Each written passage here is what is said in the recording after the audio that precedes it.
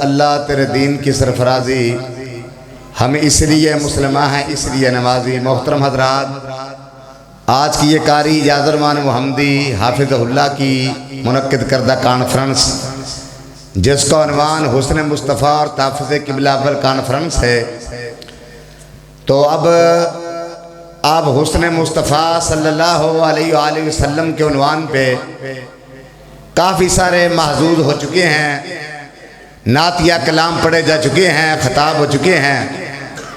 اب اسٹیج کے اوپر وہ قیادت براجمان ہے جو اللہ کی توفیق کے ساتھ ساری دنیا میں اسلام کے غلبے کے لیے تحریکیں جو کوشش اس وقت کر رہی ہیں، ان کے ساتھ جن کے گہرے روابط ہیں، قبلہ اول جو اس وقت انتہائی خطرے میں ہے، اللہ کی توفیق کے ساتھ وہ قبلہ اول جہاں آمینہ کے در یتیم علیہ السلام نے 1,24,000 نبیوں کو امامت کروائی تھی، آج اس کا ہم نے تحفظ کیسے کرنا ہے، دفاع کیسے کرنا ہے، یہ قیادت انشاءاللہ آپ کو بتلائے گی۔ اسٹیج کے اوپر میں ان کو دل کی عطا گرائیوں سے اہلا و سہلا مرحبا کہتا ہوں۔ ہمارے ڈسٹرکٹ اکاڑا کے پریزیڈنٹ، پاکستان مرکزی مسلم لیگ کے صدر محترم قاری حفیظ اللہ بلوچ صاحب جو تشریف فرما ہیں، محترم حافظ احسان علی وٹو صاحب جو ڈسٹرکٹ اکاڑا کے پاکستان مرکزی مسلم لیگ کے جنرل سیکرٹری ہیں، وہ بھی تشریف فرما ہیں، اور میاں ابو بکر صدیق گجانا جو پڑھی لکھی شخصیت ہیں، آپ کے اس حلقے PP 186 میں MP کے امیدوار ہیں، انشاءاللہ آپ سے وہ ہلکی پھلکی جو ہے گفتگو بھی فرمائیں گے، وہ بھی اسٹیج کے اوپر موجود ہیں۔ اور ڈاکٹر وسیم شوکت صاحب جو ضلع میں ان کا نام ہے، اور وہ نوجوان جو اللہ کے فضل و کرم سے ریڑھ کی ہڈی کی حیثیت رکھتے ہیں، یہ پورے ڈسٹرکٹ میں وہ بھرپور طریقے کے ساتھ نوجوانوں کی کمپین چلا رہے ہیں۔ میں نوجوانوں سے گزارش کروں گا کہ ہمیشہ نوجوانی ہر طریقوں کا ہراول دستہ ہوتے ہیں۔ جوان جب آگے بڑھتے ہیں پھر دنیا میں انقلاب برپا ہوتے ہیں۔ جوان جب جوانیاں لٹاتے ہیں، اللہ کا دین دنیا میں غالب ہوتا ہے۔ یہ اسلام کے دشمن اللہ کے باغی نیست و نبود ہوتے ہیں۔ یہ سارا کام نوجوان کرتے ہیں۔ نوجوانوں کی باغ ڈور ڈاکٹر وسیم شوکت صاحب کے ہاتھ میں ہے۔ انشاءاللہ ہم یہ عہد کرتے ہیں، ہم اپنی جوانیاں لٹا کے اللہ کے دین کا دفاع کریں گے۔ اللہ کے فضل و کرم سے کرو گے سارے انشاءاللہ، ساتھ دو گے انشاءاللہ ان کا بھرپور طریقے سے۔ تو پاکستان مرکزی مسلم لیگ کی یہ پوری قیادت اور لمبا سفر کر کے آنے والے رانا عبدالرحمان صاحب جو ہے ڈسٹرکٹ شیخ پورہ مرید کے ہمارے ذمہ دار ہیں، ان کا بھی خطاب ہوگا۔ اور پھر ہماری اس تحریک کے روح رواں اور عالم اسلام خطیب عالم اسلام محترم خالد صاحب الاسلام صاحب جو ایک جانی پہچانی شخصیت ہیں، انشاءاللہ ان کا بھی جاندار خطاب ہوگا۔ تو آپ دل تھام کے رکھیں، انشاءاللہ آپ کو بڑی گائیڈ لائن ملے گی اللہ کے توفیق کے ساتھ۔ پاکستان مرکزی مسلم لیگ جو ایک سیاسی جماعت ہے، جو اس ملک میں اللہ کی توفیق کے ساتھ اس کی سیاست کو بدلنا چاہتی ہے، جو اس ملک میں انقلاب برپا کرنا چاہتی ہے، جو صرف اسلام کا نام نہیں، 76 سالوں سے پاکستان کو عملی طور پہ اسلام کا قلعہ بنانا چاہتی ہے۔ اس کے لیے منصوبے کیا ہیں، ہم چاہتے کیا ہیں، ہم کرنا کیا چاہتے ہیں، ہم کیسے کریں گے، یہ ساری باتیں آپ کے سامنے رکھنے کے لیے میں دعوت خطاب دوں گا۔ یہ ضلع اکاڑا کے ہمارے پریزیڈنٹ محترم حفیظ اللہ بلوچ صاحب جن کے ایک عرصہ سعودی عرب میں گزرا، ان بڑے بڑے اس وقت جو سیاسی نام آپ کو نظر آتے ہیں، جو ابھی ایک سیاسی لیڈر یہاں پہ آئے، ان کے ساتھ ان کی بڑی قربتیں رہی جدے میں، یہ بھی وہاں پہ ڈیپورٹ ہوئے تھے، قاری صاحب بھی وہاں پہ ہوتے تھے، بڑی ملاقاتیں تھی۔ پھر پی ٹی آئی کے ذمہ دار رہے اور ٹکٹیں تقسیم کیا کرتے تھے، پھر برطانیہ میں گئے، دنیا گھومی پھری، آج اللہ کے فضل و کرم سے پاکستان میں اپنا کردار ادا کرنے کے لیے حاضر ہے، اور انشاءاللہ اپنا کردار ادا کریں گے۔ کیسے کردار ادا کریں گے، ہم نے کیا کرنا ہے، اور انہوں نے طے کر رکھا ہے کہ خون جگر دے کے نکھاریں گے رخ برگے گلاب، خون دل دے کے نکھاریں گے رخ برگے گلاب۔ ہم نے گلشن کے تحفظ کی قسم کھائی انشاءاللہ۔ تشریف لاتے ہیں محترم قاری حفیظ اللہ بلوچ۔ نعرہ تکبیر، نعرہ تکبیر۔ پاکستان کا مطلب کیا، پاکستان کا مطلب کیا، پاکستان مرکزی مسلم لیگ انجز وعده ونصر عبده وهزم الأحزاب وحده والصلاة والسلام على من لا نبي بعد أما بعد فقال الله تعالى في القرآن المجيد من المؤمنين رجال صدقوا ما عاهدوا الله عليه فمنهم من قضى نحبه ومنهم من ينتظر وما بدلوا تبديلا۔ ہر قسم کی حمد و ثنا، کبریائی، بڑھائی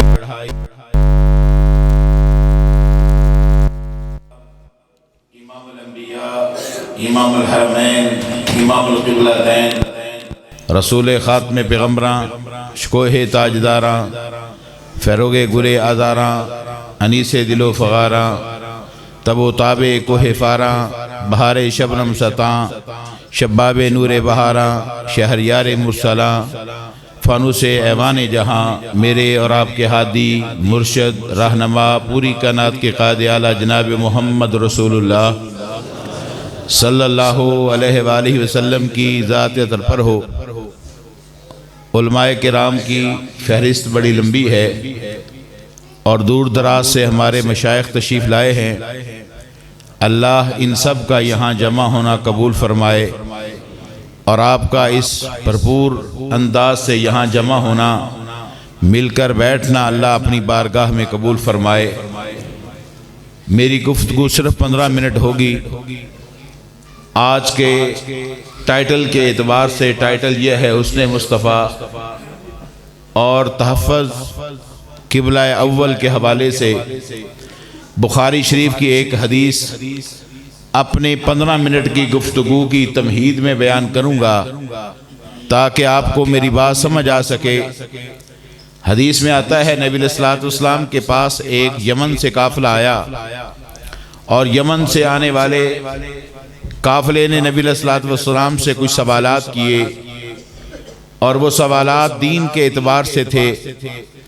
کچھ دن وہاں رہے، دین انہوں نے سیکھا اور جب جانے لگے تو انہوں نے کہا ارسل معنا رجلا امینا امینا امینا، اے اللہ کے رسول ہم واپس پلٹ کر اپنے وطن یمن جانا چاہتے ہیں، ہماری درخواست یہ ہے ہمارے ساتھ ایک ایسا بندہ بھیجا جائے جو امین ہو امین ہو امین ہو۔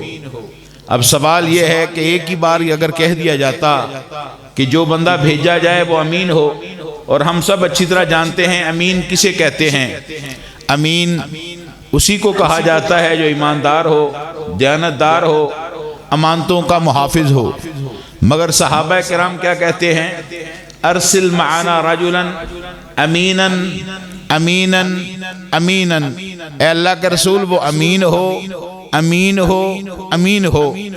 اس کے جو 3 معنی مختلف بڑے بڑے ائمہ نے کیے ہیں وہ یہ ہے، ایک معنی یہ ہے کہ ایسا شخص ہماری ہدایت اور رہنمائی کے لیے ہمارے ساتھ بھیجیں کہ جو آپ سے سنے وہی بات ہم تک پہنچائے، جو آپ سے سیکھے وہ ہمیں سکھائے، جو آپ کو کرتے دیکھے وہی ہمیں بتائے۔ ایسا نہ ہو کہ اپنی طرف سے دین میں کوئی اضافہ اور کمی بیشی نہ کرے۔ سب سے پہلے اس معنی کو سمجھو، جو آپ کو دیکھے، آپ سے سیکھے، آپ سے سنے وہ دین ہمیں سکھائے۔ ایک روایت میں آتا ہے نبی علیہ السلام کے پاس ایک دن جبرائیل آئے۔ حضرت عمر فرماتے ہیں کہ اس نے سفید شدید سفید کپڑے پہنے ہوئے تھے اور ایسے لگتا تھا کہ جیسے یہ شخص ابھی پاس سے آیا ہے، بڑا صاف ستھرا لباس ہے۔ 2 زانو ہو کر رسول اللہ کے سامنے بیٹھ گئے، سوال کیا مل ایمان یا رسول اللہ، ایمان کیا ہے؟ آپ نے بتایا، تصدیق کرتا ہے کہ ہاں بالکل آپ نے ٹھیک بتایا۔ پھر کہتا ہے اللہ کے رسول اسلام کیا ہے؟ آپ نے جواب دیا، وہ خود تصدیق کرتا ہے۔ پھر کہتا ہے مل احسان یا رسول اللہ، احسان کیا ہے؟ آپ نے بتایا، تصدیق کرتا ہے۔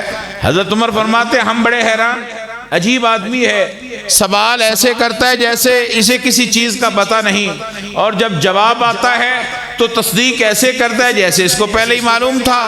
اٹھ کر چلا گیا۔ نبی علیہ السلام نے فرمایا جانتے ہو یہ کون تھا؟ کہا یا اللہ یا رسول اللہ ہمیں نہیں پتا یہ کون تھا۔ فرمایا ذاک جبریل آتاکم لیعلمکم دینکم، یہ جبرائیل تھا، یہ تمہیں تمہارا دین سکھانے آیا تھا۔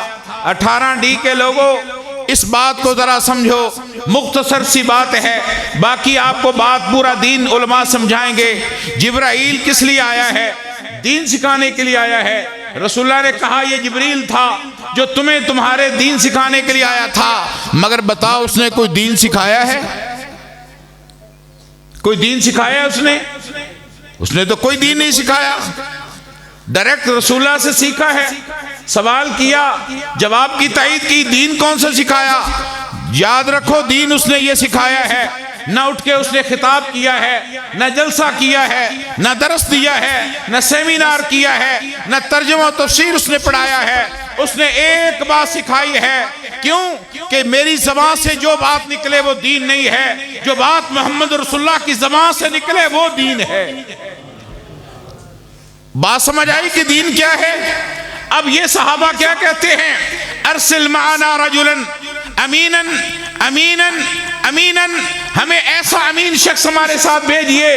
مطلب یہ ہے جو آپ سے سیکھے وہ ہمیں سکھائے، اپنی طرف سے کوئی بات شامل کر کے دین نہ بنائے۔ پتہ یہ چلا صحابی اپنی بات کرے تو وہ دین نہیں، صحابی اپنا قول بیان کرے تو دین نہیں، صحابی اپنی رائے پیش کرے تو دین نہیں۔ دین وہ ہے جو جبرائیل نے بتا دیا، جو آمنہ کے لال کے زبان سے نکلے وہ دین ہے۔ اور دوسرا ترجمہ یہ ہے، اے اللہ کے رسول جو ہمارے جذبات ہوں، ہمارے خیالات ہوں، ہمارے مزاج کو آپ تک پہنچائے۔ ایسا نہ ہو ہمارا کچھ اور موقف ہو، آپ تک کوئی اور موقف پہنچائے، بات خلط ملط ہو جائے اور معاملات بگڑ جائیں۔ اور تیسرا اس کا معنی یہ ہے جو ہم اس کو امانتیں دیں، زکوٰۃ دیں، عشر دیں، آپ تک اسی امانت کے ساتھ پہنچائے جتنی ہم اس تک پہنچاتے ہیں۔ ایسا شخص ہم تک بھیجو۔ اس کے درمیان اس مسئلے کو سمجھنے کے لیے ایک اور بات جملہ معترضہ کے طور پر لے لیں۔ حدیث میں آتا ہے جب اسلام پھیل گیا اور رسول اللہ صلی اللہ علیہ وسلم کی زندگی میں 9 لاکھ مربع میل پر اسلام پھیلا۔ آج پاکستان 7,95,98,000 مربع میل کے قریب ہے۔ نبی علیہ السلام کے دور میں 9 لاکھ مربع میل پر اسلام کے جھنڈے لہرا رہے تھے۔ طائف میں اسلام پھیل گیا، یمن تک پھیل گیا، شام تک پھیل گیا، ارد گرد اسلام پورا پھیل گیا۔ پورا جزیرۃ العرب وہ اسلام کے اندر آ چکا ہے۔ اور حدیث میں آتا ہے نبی رحمت فرماتے ہیں دن کو جہاد ہوتا تو مجھے کچھ پتہ نہ چلتا، جب رات ہوتی تو مجھے پتہ چل جاتا کہ یہ خیمے شامیوں کے ہیں، یہ طائف والوں کے ہیں، یہ مدینے والوں کے ہیں، یہ مکے والوں کے ہیں، اور یہ مدینے والوں کے ہیں، اور یہ یمن والوں کے ہیں۔ کیسے پتہ چلتا؟ رات بھر مجاہدین جب جہاد کر کے آتے تھک ہار کے سو جاتے اور چند خیموں سے آواز آتی، میں محمد رسول اللہ سمجھ جاتا کہ یہ یمن کے مجاہدین ہیں۔ ذرا اس بات کو ذہن میں رکھنا، پھر میں قبلہ اول کے ساتھ اس بات کو کنیکٹ کروں گا۔ مجھے دن کو نہیں پتا چلتا کہ یہ مجاہدین یمن کے ہیں، طائف کے ہیں، مکہ کے ہیں، مدینہ کے ہیں، شام کے ہیں۔ رات کو پتا چلتا ہے۔ کیسے پتا چلتا ہے؟ طائف والے مدینے والے سو جاتے ہیں، مگر یمن والے رات کو اٹھ کے تہجد پہ قرآن پڑھتے ہیں، ان کے خیموں سے قرآن کے پڑھنے کی آوازیں آتی ہے۔ میں سمجھ جاتا ہوں یہ یمن کے مجاہدین ہیں۔ یہی بات ہے کہ میرے نبی نے جو ہے حکمت الیمانیہ، یمانیوں کی حکمت بیان کی ہے، یمن کے لیے دعا کی ہے، شام کے لیے دعا کی ہے۔ اور ایک وقت آیا نبی علیہ الصلوۃ والسلام، حضرت عمر کا بلکہ دور ہے، حضرت عمر شہادت کے بالکل قریب ہیں، اتنے شہادت کے قریب ہیں کہ قریب تھا کہ ان کی روح نکل جاتی۔ فرماتے کاش میرے پاس ایک بندہ ہوتا ما شاورت فیہ، میں اس کے علاوہ کسی سے مشاورت نہ کرتا، نہ میں اپنے بعد عثمان سے مشاورت کرتا، نہ علی سے کرتا، نہ طلحہ و زبیر کے ساتھ مشاورت کرتا، نہ سعد بن وقاص سے کرتا، نہ عبد الرحمن بن عوف سے کرتا، میں عشرہ مبشرہ میں سے کسی کے ساتھ مشاورت نہ کرتا۔ اگر ایک بندہ آج زندہ ہوتا، اور وہ کون ہے؟ فرماتے ہیں وہ ابو عبیدہ بن جراح، اگر زندہ ہوتا میں بغیر کسی سے مشاورت کیے اپنے بعد اسے مسلمانوں کا خلیفہ مقرر کر دیتا۔ اور اگر اللہ پوچھتا ما حملک ما صنعت، اے عمر کیا کر کے آئے ہو؟ 22 لاکھ مربع میل پہ پھیلی ہوئی عالم اسلام کی عوام، ان کی باغ ڈور کس شخص کے ہاتھ میں دے کے آئے ہو بغیر مشورے کے؟ تو میں کہتا سمیت نبیہ کا لکل امت امین و امین هذه الامہ عبیدہ بن الجراح، میں نے تیرے نبی سے سنا تھا ہر امت کا ایک امین ہوتا ہے اور محمد کی امت کا امین عبیدہ بن جراح ہے۔ اس سے بہتر کائنات میں آسمان کے نیچے زمین کی دھرتی کے اوپر عبیدہ بن جراح سے بہتر کوئی انسان مجھے ملا ہی نہیں، اس لیے میں نے اسے خلیفہ بنا دیا۔ اب یہ میری تمہید تھی، اب آگے میری تقریر شروع ہوگی جو 15 منٹ پورے ہو کر ختم ہو جائے گی۔ موضوع ہے تحفظ قبلہ اول۔ یہ عبیدہ بن جراح کو آپ نے تمہیداً سن لیا، قربان جاؤں۔ امام احمد بن حنبل اپنی مسند میں واقعہ لاتے ہیں، حضرت عمر اپنے دفتر میں بیٹھے ہیں، دفتر میں بیٹھے فارغ، کوئی کام نہیں۔ جتنے لوگ کمرے میں بیٹھے تھے فرمایا تمنا ہو، کوئی اپنی اپنی خواہش کا اظہار کرو۔ ہر انسان کی کوئی خواہش ہوتی ہے، میں اچھا عالم بن جاؤں، اچھا خطیب بن جاؤں، میں اچھا MA بن جاؤں، میں وزیر منسٹر بن جاؤں، میں دولت والا، عزتوں والا، عہدوں مرتبوں والا بن جاؤں۔ حضرت عمر نے کہا آج فارغ ہے، کوئی کام نہیں، تمنا ہو، اپنی اپنی ہر شخص ایک تمنا کرے۔ ایک شخص نے تمنا کی اتمنّا ان هذه الدار مملوءۃ ذهبا، یہ کمرہ جس میں ہم بیٹھے ہیں یہ فرش سے لے کر چھت تک سونے کا بھرا ہوا ہو اور اللہ اس کا مجھے مالک بنا دے اور میں اللہ کے راہ میں سارا مال خرچ کر دوں۔ سمجھ آ رہی ہے کہ نہیں بات آ رہی؟ اردو سمجھ آتی ہے کہ نہیں بھی آئے گی تو 15 منٹ گزارا کرنا پڑے گا۔ پنجابی میں انشاءاللہ خالد صاحب الاسلام آپ کو باریں لگا دیں گے، اور بڑے بڑے علماء خطیب پاکستان مولا منظور آ رہے ہیں۔ پہلے کی خواہش کیا ہے؟ ان هذه الدار مملوءۃ ذهبا، یہ سارا کمرہ سونے کا بھرا ہو۔ آج 10 20 30 50 تولے کسی بہو بیٹی کو اس کو جہیز میں دے دیے جائیں، حق مہر میں، لوگ پھولے نہیں سماتے۔ اتنا سونا، کمرہ کتنا ہوگا؟ کتنا کمرہ ہوگا؟ مرلے 1.5 2 4 مرلے کا تو ہوگا ہی نا، اور وہ زمین سے لے کر فرش سے لے کر چھت تک بھرا ہو، اندازہ لگاؤ کتنے من کتنے ٹن سونا ہوگا۔ اور سارے سونے کو کیا کروں؟ خرچ کر دوں۔ کیا کروں؟ وہ پیچھے والے بولے کیا کروں؟ خرچ کروں۔ دوسرے سے پوچھا تمہاری کیا تمنا ہے؟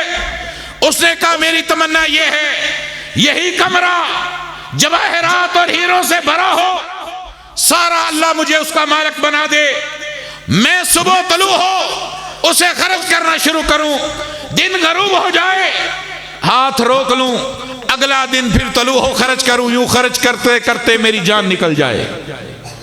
یہ ہیں صحابہ کی خواہشات۔ اور اب ذرا اپنے آپ کو بھی دیکھیں ہماری خواہشات کیا ہیں۔ صحابہ نے کہا امیر المومنین آپ بھی اپنی کوئی خواہش بیان کریں، ہر بندے کی کوئی خواہش۔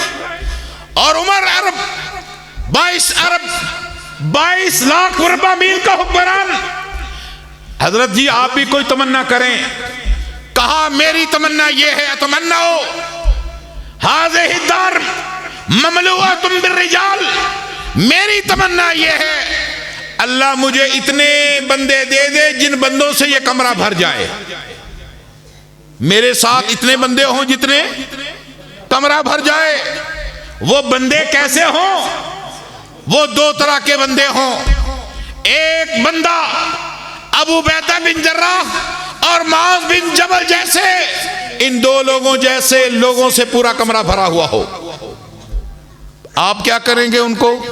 میں مدینہ چھوڑ کے ان کو لے کے نکل جاؤں، مجھے جہاں پتا چلے اللہ کی زمین پر شرک ہو رہا ہے میں جاؤں، میں ٹکراؤں، میں لڑوں۔ یہ غازی، یہ تیرے پرسرار بندے جنہیں تو نے بخشا ہے ذوق خدائی، نیم ان کی ٹھوکر سے صحرا و دریا، سمٹ کر پہاڑ ان کی ہیبت سے رائی، دو عالم سے کرتی ہے بیگانہ دل کو، عجب چیز ہے لذت آشنائی، شہادت مطلوب و مقصود مومن، نمال غنیمت نہ کشور کشائی۔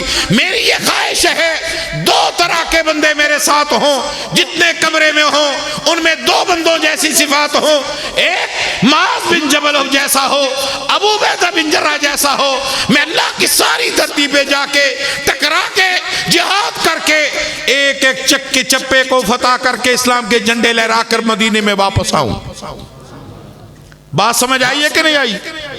قربان جائیں، 16 ہجری ہے، فتوحات پہ فتوحات ہو رہی ہیں، علاقوں پہ علاقے فتح ہو رہے ہیں، عمر کا دور ہے، آگے فلسطین آ گیا، یہ ارض الانبیاء ہے، یہ ارض مقدس ہے، ہر نبی نے اس دھرتی پہ قدم رکھا ہے، اور میرے پیغمبر نے اسرا و معراج میں جب گئے تو آپ نے قدم رکھا، اور سارے انبیاء کی آپ نے امامت کروائی ہے، اور نبی علیہ السلام نے اس کو ارض مقدس کہا۔ حضرت عمر کہتے ہیں، حضرت عمر فرماتے ہیں جب فلسطین سامنے آ گیا روک دیا قافلے کو، رک جاؤ، مشورہ کیا جائے ارض مقدس کو فتح کرنے کے لیے کس کمانڈر کی ڈیوٹی لگائی جائے۔ بڑے مشورے آئے، عمر رات بھر جاگ جاگ کے سوچتے ہیں، راتوں کی نیندیں اڑ گئی، دنوں کا چین اڑ گیا، فیصلہ ایک ہی ہوا کہ فلسطین کی فتح کے لیے ابو عبیدہ بن جراح کو کمانڈر بنایا جائے۔ بلایا، کہا تم امیر بنو گے، انہوں نے کہا میں اس خدمت کے لیے حاضر ہوں، میرے لیے سعادت ہے، میری ایک درخواست ہے، مجھے 2 بندے دے دو، باقی اپنی مرضی کے دے دو، 2 میری مرضی کے دے دو۔ کہا کون؟ کہا ایک معاذ بن جبل دے دو، ایک خالد بن ولید دے دو، یہ 2 بندے مجھے دے دو، چند دنوں کے بعد مسجد اقصی میں میں آپ کو نماز پڑھوا دوں گا۔ حضرت عمر نے ان کی درخواست کو قبول کیا، دونوں بندے دے دے، مار کے شروع ہو گئے۔ ابھی چند ہی دن گزرے تھے، شام کے بادشاہ نے اپنے جنگی کمانڈروں کی میٹنگ کال کی، اس نے کہا ہر روز پیغام آتا ہے یہ علاقہ فتح ہو گیا، یہ علاقہ ہمارے ہاتھ سے نکل گیا، کیا وجہ ہے؟ ان کے پاس ہتھیار زیادہ ہیں، ہتھیار بہتر ہے، تعداد زیادہ ہے، نئی کمک آ گئی ہے۔ بتایا گیا ایسا کچھ بھی نہیں، وہ تو بڑی دور سے آئے ہیں، اپنے وطن سے دور ہیں، ہتھیار بھی کم تھوڑے ہیں، وسائل بھی کم ہے، تعداد بھی کم ہے۔ وجہ کیا ہے؟ ایک بوڑھے جرنیل نے کہا وجہ یہ ہے ہم دن بھر لڑتے ہیں، زخموں سے چور ہو کر اپنے خیموں میں آ کر شراب نوشی کر کے، اور ہم فیلے بدمست کی طرح یہاں غلغباڑہ کرتے ہوئے سو جاتے ہیں، اور جب مجاہدین مدینے کے آتے ہیں رات کو اپنے خیموں میں، ہم باللیل رہبان وبالنہار فرسان، وہ دن بھر گھوڑوں کی پیٹھ پر اللہ کے دین کے لیے جہاد کرتے ہیں، جھپٹنا پلٹنا، پلٹ کر جھپٹنا، لہو گرم رکھنے کا ایک بہانہ، اور جب پلٹ کے رات کو خیموں میں آتے ہیں سو نہیں جاتے، مصلوں پر کھڑے ہو کے اللہ سے فلسطین اور بیت المقدس کی فتح کی دعائیں مانگتے۔ بادشاہ سمجھدار تھا، کہا جنگ روک دو، پیغام دو، آؤ بغیر لڑائی کے چابیاں لے لو۔ وہ چابیاں بغیر لڑائی کے حضرت عمر نے حاصل کی۔ کمانڈر ابو عبیدہ تھا۔ کمانڈر کون تھا؟ بولو کمانڈر کون تھا؟ ابو عبیدہ بن جراح۔ ابو عبیدہ بن جراح حضرت عمر کو پیغام بھیجتے ہیں۔ یہ بات ذرا لمبی ہو جائے گی، وقت اور زیادہ ہوگا، پھر اللہ کبھی موقع دے گا بیان کریں گے، مگر عمر کہتے ہیں اِنَّا كُنَّا ذَلُّ قَوْمًا۔ جب حضرت عمر چابیاں لینے کے لیے گئے اور عیسائی یہودی استقبال پر کھڑے تھے اور ہاتھ باندھ کے چابیاں دے رہے تھے، عمر کے وہ تاریخی کلمات میرا ہر ایک خطیب یاد کرے، ہر ایک عالم یاد کرے، ہر ایک مقتدی یاد کرے، ہر ایک طالب علم یاد کرے۔ کہتے ہیں اِنَّا كُنَّا أَذَلُّ قَوْمًا، ہم تو وہ ذلیل لوگ تھے جو راتوں کو اپنے ہاتھوں سے پتھر اور لکڑی کے تراش تراش کے بت بناتے تھے، راتوں کو بت بناتے، دنوں کو سجدے کرتے تھے۔ ہم وہ ذلیل لوگ تھے नहनु कौमन आज़्ज़ना अल्लाहु बिल इस्लाम, हम वो लोग हैं जिनको अल्लाह ने इस्लाम की बरकत से आज उमर को फातेह बना दिया। आज अल्लाह ने इज्जतें दे दी, हम बुत छोड़ के इस्लाम में आए, इज्जतें मिली। और जब हम इस्लाम को छोड़ा, मुट्ठी भर यहूदी 57 ममालिक को घूरते हैं, गुर्राते हैं, मारते हैं, पीटते हैं। कभी लबनान पे हमला है, कभी शाम पे हमला है, कभी उर्दन पे हमला है, कभी गजा पे हमला है, कभी वेस्ट बैंक पर हमला है, कभी जनूबी गजा पे हमला है। और याद रखो, उस वक्त फलस्तीन को फतह करने वाला अबू उबैदा बिन जर्राह था, और आज की कमान मुजाहिदीन की करने वाला वो भी अबू उबैदा बिन जर्राह है, वो भी अबू उबैदा है। और मुझे अल्लाह से उम्मीद है, इलाही जिस तरह तूने उस अबू उबैदा की मदद की, उसकी भी मदद फरमा। व आखिरु दावाना अनिल हम्दुलिल्लाहि रब्बिल आलमीन।